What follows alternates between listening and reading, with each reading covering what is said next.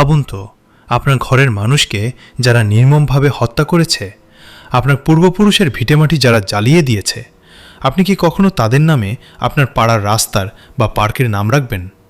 সাধারণ জ্ঞানে এটা অসম্ভব মনে হলেও রাজনীতির অদ্ভুত মায়াজালে বাস্তবে ঠিক এমনটাই ঘটছে। সম্প্রতি পশ্চিমবঙ্গের রাজনীতিতে এক অদ্ভুত দৃশ্য দেখা গেছে। রাজনৈতিক পালাবদল এবং হিন্দুত্ববাদী আবেগের জোয়ারে ভেসে উগ্র সমর্থকরা সেখানকার ঐতিহাসিক সিরাজ উদ্যানের নাম পরিবর্তন করে রেখেছে শিবাজি উদ্যান। ছত্রপতি শিবাজি মহারাজ, যিনি আজ মারাঠি জাতীয়তাবাদের অবিসংবাদিত প্রতীক, এমনকি আধুনিক হিন্দুত্বের এক বড় আইকন। বাঙালিদের মধ্যে শিবাজিকে নিয়ে রোম্যান্টিসিজমের অভাব নেই। খোদ বিশ্বকবি রবীন্দ্রনাথ ঠাকুরও তাকে নিয়ে শিবাজি উৎসব নামের এক বিশাল কবিতা লিখেছিলেন। মারাঠা দস্যু আসিছে বলিয়া জননী রাখিত ঘুম পাড়াইয়া। কিন্তু এই আবেগের আড়ালে ঢাকা পড়ে গেছে ইতিহাসের এক নির্মম সত্য।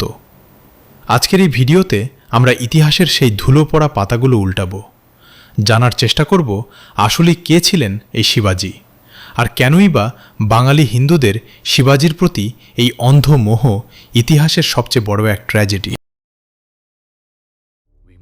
শিবাজি মহারাজকে আজ যেভাবে শুধুই একজন হিন্দু রক্ষাকর্তা হিসেবে তুলে ধরা হয়, ইতিহাসের শিবাজি কিন্তু তার চেয়ে অনেক বেশি জটিল এবং প্রখর একজন রাষ্ট্রনায়ক ছিলেন। শিবাজির মূল লক্ষ্য ধর্ম প্রতিষ্ঠা ছিল না, তার লক্ষ্য ছিল মারাঠা সাম্রাজ্যের বিস্তার এবং রাজনৈতিক ক্ষমতা দখল। তিনি খুব ভালো করেই জানতেন রাজনীতিতে আবেগের চেয়ে রণকৌশল বেশি প্রয়োজন। তাই সে যুগে আজকের মতো ধর্ম নিয়ে এত সস্তা রাজনীতি হতো না। শুনলে হয়তো অনেকেই অবাক হবেন, শিবাজির নিজের সেনাবাহিনী এবং নৌবাহিনীতে অসংখ্য মুসলিম সেনাপতি ও সৈন্য অত্যন্ত বিশ্বস্ততার সাথে কাজ করেছেন। তার তোপখানার প্রধান ছিলেন ইব্রাহিম খান, আর নৌবাহিনীর অন্যতম সেনাপতি ছিলেন দৌলত খান। এমনকি তার ব্যক্তিগত বডিগার্ডদের মধ্যেও মুসলিমরা ছিলেন। এর মানে কি দাঁড়ায়? এর মানে হল শিবাজি ছিলেন এমন একজন শাসক যিনি হিন্দু বা মুসলিম বিভেদের চেয়ে রাজনৈতিক স্বার্থ এবং যোগ্যতাকে বেশি গুরুত্ব দিতেন। কিন্তু তার মৃত্যুর পর মারাঠা সাম্রাজ্য যখন আরও আগ্রাসী রূপ নেয়, তখন সেই সাম্রাজ্যবাদীদের হাত থেকে রক্ষা পায়নি কেউই। আর সেই আগ্রাসনের সবচেয়ে নির্মম শিকার হয়েছিল আমাদের এই বাংলা। বাংলার ইতিহাসে মারাঠাদের একটি বিশেষ নাম আছে। শব্দটি হল বর্গী। মারাঠা অশ্বারোহী বাহিনীর একটি বিশেষ অংশ, যাদের বলা হতো বারগির। সেখান থেকেই এই বর্গী শব্দের উৎপত্তি। মারাঠারা সরাসরি যুদ্ধের চেয়ে গেরিলা আক্রমণ এবং লুটতরাজে বেশি পারদর্শী ছিল। ইতিহাস ঘাটলে দেখা যায় আহমেদনগরের প্রখ্যাত সেনাপতি মালিক আম্বরের কাছ থেকে তারা যে পোড়ামাটি নীতি বা স্কর্চড আর্থ পলিসি শিখেছিল, সেটাকেই তারা তাদের প্রধান অস্ত্রে পরিণত করে। এই নীতির মূল কথা হল শত্রুর এলাকায় ঢুকে ফসলের মাঠ জ্বালিয়ে দাও, গ্রামকে গ্রাম ছাই করে দাও, আর যা পাও লুটে নাও। 1741 সাল থেকে 1751 সাল টানা 10 বছর ধরে মারাঠারা বাংলায় যে নারকীয় তাণ্ডব চালিয়েছিল তা আজও লোকমুখে প্রচলিত। বাংলার মানুষের কাছে মারাঠারা কর্তা হয়ে আসেনি, তারা এসেছিল যমদূত হয়ে। আপনারা সবাই ছোটবেলায় এই ছড়াটি নিশ্চয়ই শুনেছেন। খোকা ঘুমালো পাড়া জুড়ালো, বর্গী এলো দেশে, বুলবুলিতে ধান খেয়েছে, খাজনা দেব কিসে। শুনতে সাধারণ একটা ঘুমপাড়ানি গান মনে হলেও এর পেছনের ইতিহাস রক্তে ভেজা। এই ছড়াটি প্রমাণ করে যে মারাঠাদের ভয়াবহতা বাংলার সাধারণ মানুষের মনে কতটা গভীর ক্ষতের সৃষ্টি করেছিল। বর্গীরা বাংলায় এসে হিন্দু মুসলিম কোনো বিভেদ করেনি। তাদের একটাই ধর্ম ছিল, লুটতরাজ। তারা গ্রামের পর গ্রাম আগুন দিয়ে জ্বালিয়ে দিত।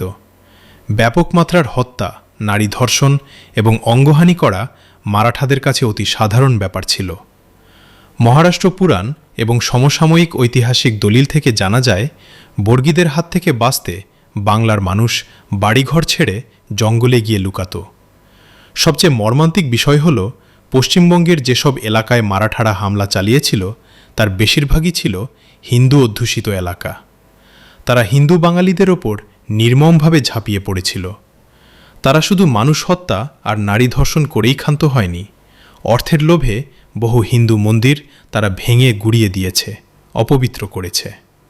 মারাঠাদের এই 10 বছরের অত্যাচারে পশ্চিমবঙ্গের অনেক এলাকা কয়েক দশকের জন্য পুরোপুরি জনশূন্য হয়ে গিয়েছিল।